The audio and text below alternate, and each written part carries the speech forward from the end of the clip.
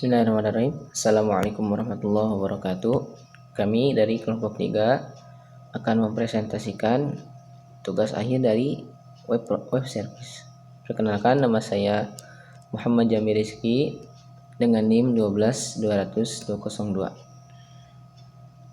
Yang pertama itu seputar Pigenesia.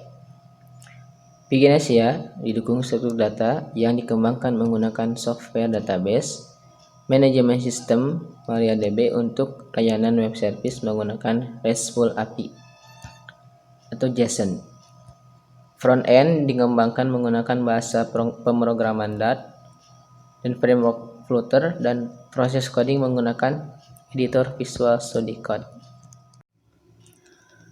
Generasi muda Indonesia menjadi tumpuan masa depan bangsa Indonesia dalam mempertahankan persatuan dan kesatuan melalui 3S, yaitu saling kenal, saling sapa, saling berbagi, memberikan motivasi dan menginspirasi, mengedukasi, serta berbagi cerita dan cita-cita membangun negeri Indonesia.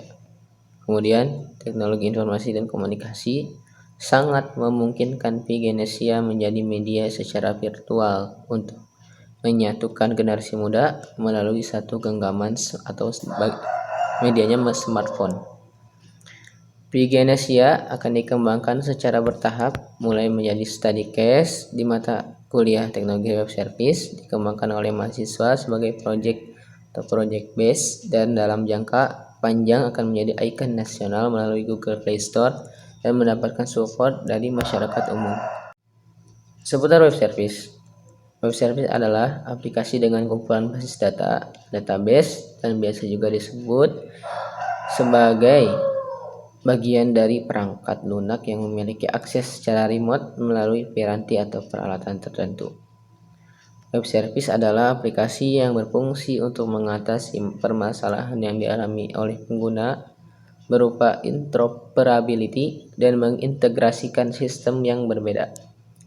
Web service adalah salah satu aplikasi berbasis data yang memiliki karakteristik berupa URL seperti web pada umumnya.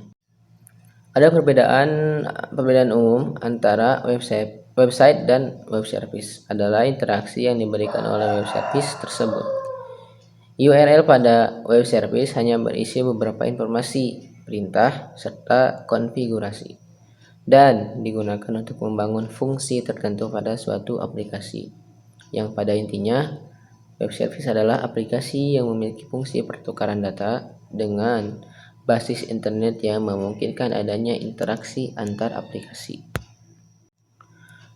Fungsi dari web service yang pertama yaitu memungkinkan data bisa diakses tanpa terbatas ruang dan waktu. Yang kedua, bisa diakses dari banyak protokol. Dan yang ketiga, bisa berinteraksi antar format, sistem, dan bahasa.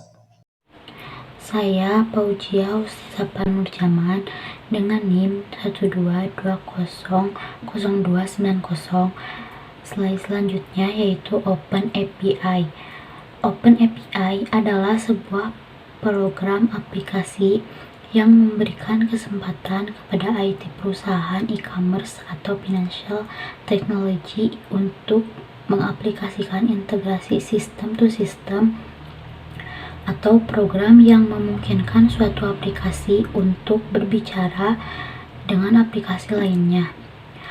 Open API sendiri memiliki singkatan yakni Application Programming Interface, yang berarti antarmuka pemrograman aplikasi yang isinya merupakan sekumpulan perintah, protokol, dan fungsi yang bisa digunakan oleh developer atau programmer untuk membantu bagaimana proses komponen software harus berinteraksi ke database-nya. Slide selanjutnya yaitu ada Open API. Pembayaran adalah API yang digunakan secara terbuka yang akses keterhubungannya diberikan berdasarkan perjanjian kerjasama antara penyedia layanan dan pengguna layanan dalam pemrosesan transaksi pembayaran. Slide selanjutnya yaitu API. Application Programming Interface berperan penting untuk mendukung operasional aplikasi dan bekerja melalui sistem backend yang dimiliki.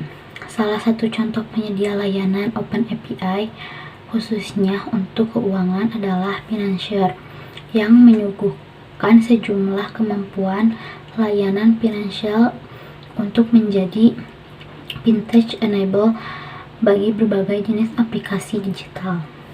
Slide selanjutnya ada definisi API adalah sebuah perangkat lunak yang bertugas menjembatani antara sistem aplikasi satu dengan lainnya sehingga menghadirkan sebuah konektivitas untuk tujuan tertentu.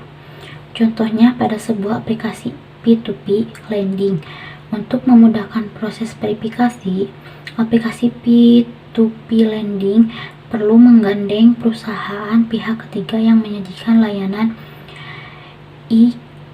eKYC dan instant verification. Maka di modul registrasi pengguna, pengembang bisa menghubungkan fitur verifikasi dengan layanan eKYC tersebut melalui mekanisme API.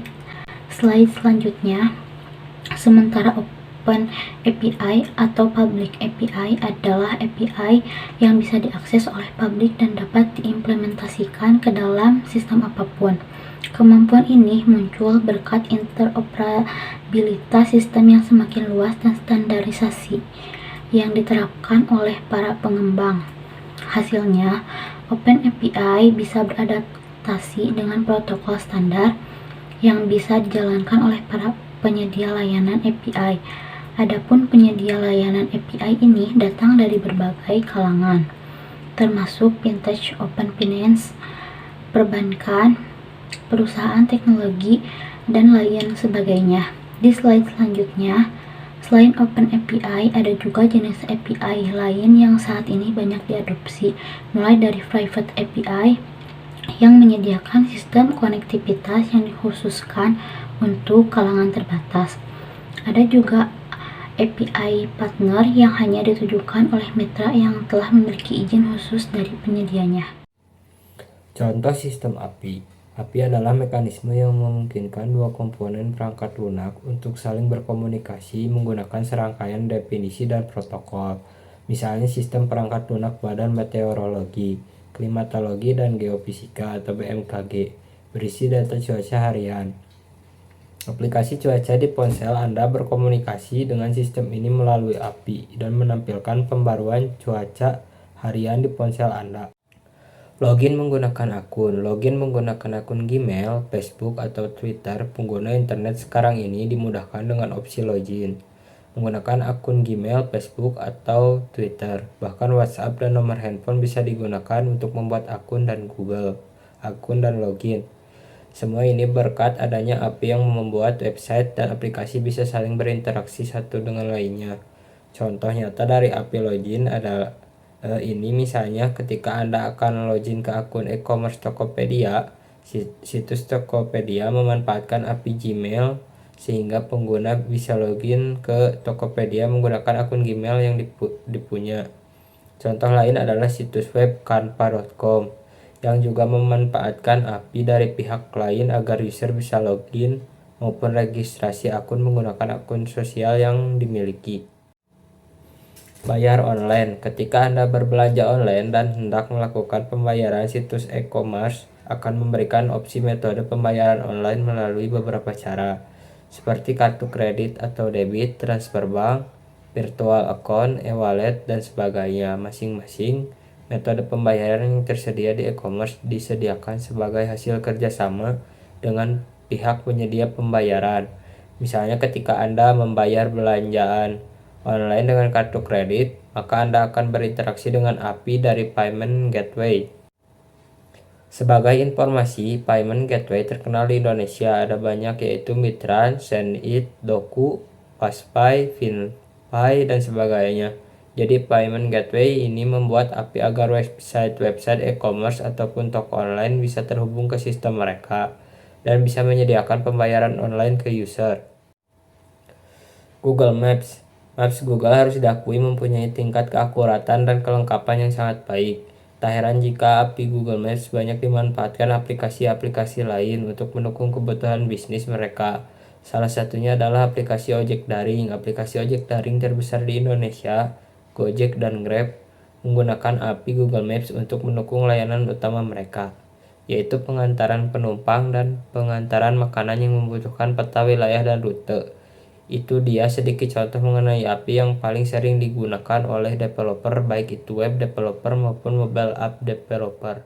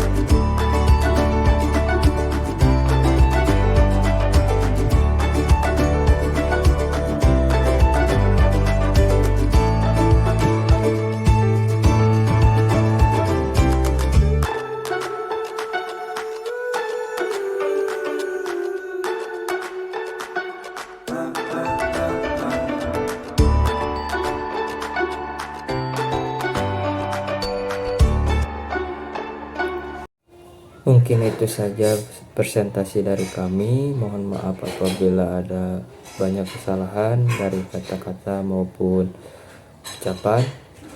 Terima kasih. Assalamualaikum warahmatullahi wabarakatuh.